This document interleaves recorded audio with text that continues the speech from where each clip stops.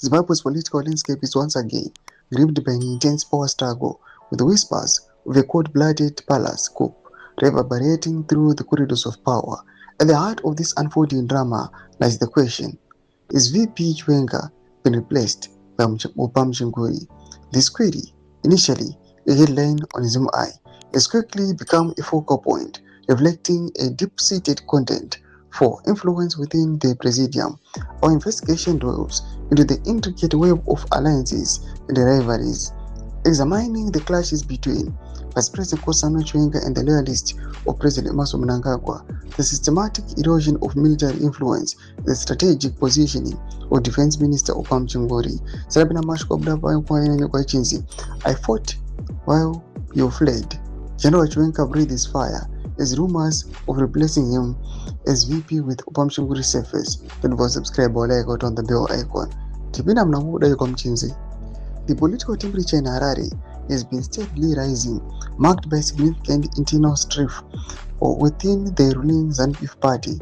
Recent reports indicate a dramatic political confrontation on 31 March 2026, where Vice President Chiwenga reportedly clashed head-on with President Emmerson Mnangagwa's loyalist.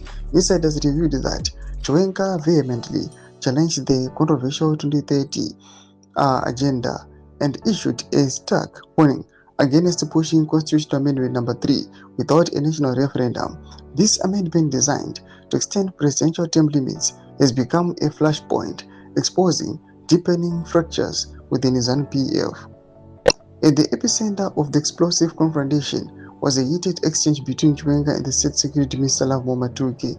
Sources indicated that Chiwenga demanded that an extension of presidential term limits be subjected to a referendum, a position directly at odds with the party's current trajectory. Matuke allegedly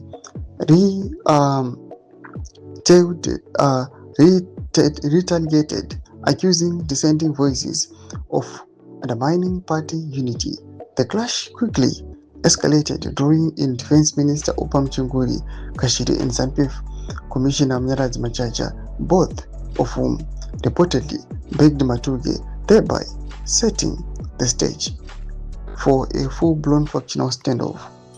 This internal Cold War is particularly evident within the Monomotapa building, where the military's once unquestionable influence appears to be systematically eroding. The military, which played a pivotal role in bringing Mnangagwa to power in 2017, now finds its authority challenged by the civilian wing of ZANU-PF. The push for Constitutional Amendment No. 3, which seeks to extend Mnangagwa's rule until 2030, is widely seen as a move to manipulate the Central Committee of ZANU-PF and consolidate civilian power, thereby silencing military figures like Chiwenga. Doma developments are repopangwa ino. Penako section medu za furu enyu. What to leave on page it ko each. Musawana subscribe or like, hit on the bell icon.